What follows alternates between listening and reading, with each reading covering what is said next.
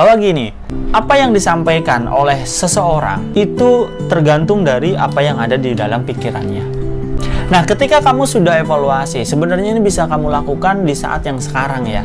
Sebelum kamu ada momen di mana kamu itu tampil, kamu bisa menemukan diri kamu itu, level ataupun tingkatan ataupun tahapan diri kamu itu berada di mana. Ketika kamu jago di dalam public speaking atau berani tampil, itu ada di mana? Saya sudah menyampaikan di dalam ebook saya yang mungkin kamu udah baca atau belum. Kalau belum baca, silahkan baca dulu aja. Ada di bawah. Jadi, tahapan saya waktu dulu ketika berusaha ataupun belajar untuk berani tampil, untuk menyampaikan sesuatu di depan orang banyak, itu minimal banget ada 4. Yang pertama adalah ketika saya tidak berani, entah itu di tempat yang lama, yang di keluarga saya ataupun di lingkungan, pokoknya dimanapun udah diam, nggak berani. Setelah itu beranjak di tahapan yang kedua, ketika saya sudah berani untuk menyampaikan di tempat orang yang sudah kenal ataupun yang sudah berhubungan baik dengan saya, tapi ketika di luar dari itu saya tidak berani. Selanjutnya di tahap berikutnya, ketika saya mau di tempat yang udah kenal ataupun yang belum kenal, saya sudah menyampaikan itu semuanya. Saya dengan mudah untuk menyampaikan sesuatu, tapi kebablasan, terlalu banyak apa yang saya sampaikan. Harus waktunya 5 menit, saya bisa 10 menit. Bagus nggak? Bagus dalam konteks tertentu. Tapi kalau terlalu banyak, itu nggak bagus. Orang-orang di depan kita akan jenuh, orang-orang di depan kita akan ngantuk, orang-orang di depan kita akan bosan. Yang harus kita lakukan adalah level keempat, dan ini yang sedang saya benar-benar asah dan lakukan dan praktekkan, yaitu dimana saya benar-benar harus sadar, harus mengerti, harus melakukan. Kalau memang harus berbicara ya berbicara, harus berhenti ya berhenti. Itulah yang saya katakan jago di dalam public speaking. Tahu kapan diam, tahu kapan berbicara. Tapi bukan tahu doang, tapi beneran melakukan. Kamu levelnya ada di mana atau tahapannya ada di mana? Apakah di dalam lingkungan keluarga kamu nggak berani, kemudian di luar kamu juga nggak berani, berarti level paling bawah. Ini cukup menantang banget nih keberaniannya, harus sering berlatih. Berlatih lagi dan berlatih lagi. Nah, berlatihnya pun itu harus ada tingkatannya. Kan saya sampaikan barusan ya di awal, sebelum yang saya sampaikan ini, kamu harus memanfaatkan momen di mana kamu bisa berani untuk tampil, atau momen di mana kamu bisa menyampaikan sesuatu. Manfaatkan itu terus. Acungkan tangan, maju. Acungkan tangan, maju. Acungkan tangan, maju. Kalaupun belum berani untuk maju, acungkan tangan dulu. Belajar acungkan tangan. Ayo, tangannya yuk. Acungkan tangan dulu. Ayo acungkan tangan dulu, jangan diem aja. Jadi nanti kalau ada momen ataupun kesempatan untuk kamu menyampaikan sesuatu, dan itu akan melatih diri kamu jadi lebih baik lagi di dalam keberanian untuk tampil, dan itu diawali dengan angkat tangan, ya udah angkat tangan aja. Siapa yang mau berpendapat? Nama saya Nur Rahman, saya berpendapat. Siapa yang menyampaikan sesuatu? Saya mau menyampaikan sesuatu. Saya aja dulu. Nanti akan ada prosesnya di mana kamu sudah terbiasa untuk angkat tangan.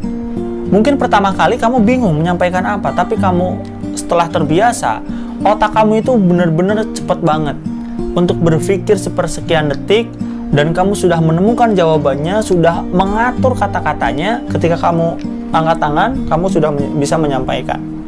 Kalau kamu sudah melakukan hal itu, kamu coba sadari level kamu ada di mana. Apakah yang pertama tadi ya? Atau di tahapan selanjutnya adalah ketika kamu sudah bisa menyampaikan di tempat yang kamu kenal, atau di tingkatan yang ketiga adalah mau dikenal ataupun nggak dikenal, kamu bisa menyampaikan tapi tidak bisa direm, menyampaikannya itu terlalu banyak.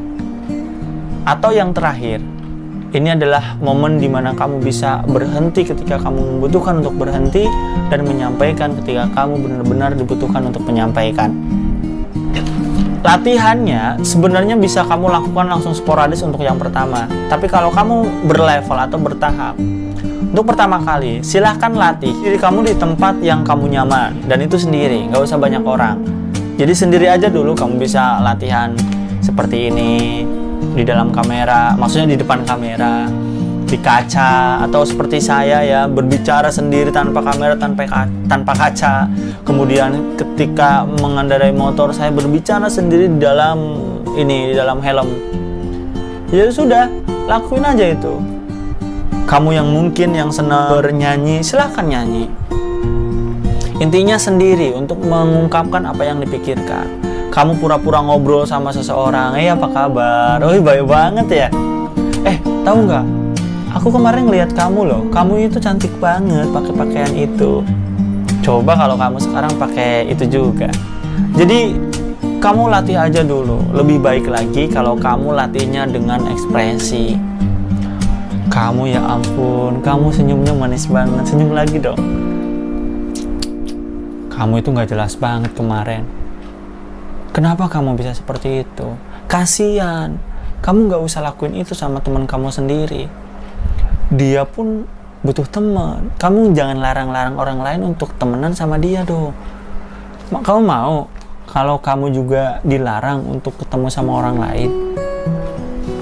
Jadi banyak cara, banyak hal. Intinya, proses di awal kamu belajar aja untuk diri kamu sendiri, tampil di depan seperti ini. Atau kamu baca aja, baca skrip gitu, baca kata-kata yang memang kamu udah siapin banyak di internet.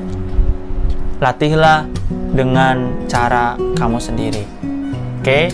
Pokoknya harus sering dan harus sering. Kemudian setelah kamu mulai terbiasa, mulai agak nyaman ketika kamu menyampaikan, cobalah kamu minta tolong. Kamu minta teman kamu yang kamu kenal dekat untuk dengerin apa yang kamu sampaikan. Dua aja, kamu sama dia. Minta tolong ya, gue mau nyampein sesuatu nih. Aku mau latihan, dengerin ya. Ya udah, sampaikan. Ingat ya, ngobrol dan public speaking itu beda. Talking sama public speaking itu beda. Jadi kalau kamu ngajak teman kamu cuma ngobrol doang ya udah biasa kan. Tapi kalau kamu meminta teman kamu untuk dengerin kamu menyampaikan sesuatu, anggap ada orang lain selain teman kamu, walaupun dia cuma sendiri, ya kamu menyampaikan aja seperti biasa. Oke teman-teman, bapak dan ibu sekalian, kalau bapak dan ibu. Oke teman-teman semuanya, kali ini saya senang sekali karena ternyata di tengah-tengah kita ada artis ibu kota. Dia sering pergi kemana-mana dengan menggunakan pesawat terbang. Dia adalah teman kita semasa SMP. Kita sambut. Jadi apa ya? Intinya pura-pura menyampaikan sesuatu di depan orang banyak, tapi depan kamu itu hanya teman kamu. Itu akan membantu. Semakin kamu terbiasa, kamu gantian aja sama dia. Pasti dong dia juga pengen berani untuk tampil. Gantian aja. Mau setiap hari itu lebih baik. Kamu gantian, udah lama udah terbiasa, kamu ningkatin lagi. Kalau memang kamu sudah terbiasa dengan satu orang, kamu tambah tuh 2 orang. Kamu tambah lagi 3 orang, kamu tambah lagi 4 orang, kamu tambah lagi 5 orang, dan seterusnya. Semakin banyak semakin baik. Kalau di level pertama mungkin kamu ikuti aja orang-orang yang sudah kenal sama kamu. Kamu bilang ya udah kita belajar yuk bareng-bareng, 5 orang lah satu grup, nggak masalah. Nah kalau kamu udah terbiasa juga, coba kamu cari momen dimana kamu bisa tampil di depan orang yang belum kamu tahu. Kamu minta tolong sama teman kamu, ajak teman-temannya yang kamu belum tahu untuk dengerin. Itu lebih baik tuh. Karena kan momen dimana pas di awal kamu kenal dan kamu belum kenal itu akan berbeda banget. Kamu minta tolong sama mereka untuk menyampaikan juga. Ya sama. Pertamanya kamu bilang aja sama mereka, yuk kita belajar untuk tampil di depan orang banyak biar lebih terlatih nanti ketika udah kuliah, ketika udah kerja itu lebih mudah lagi. Kalau kamu sudah terbiasa lagi di level itu, kamu bisa ningkatin lagi.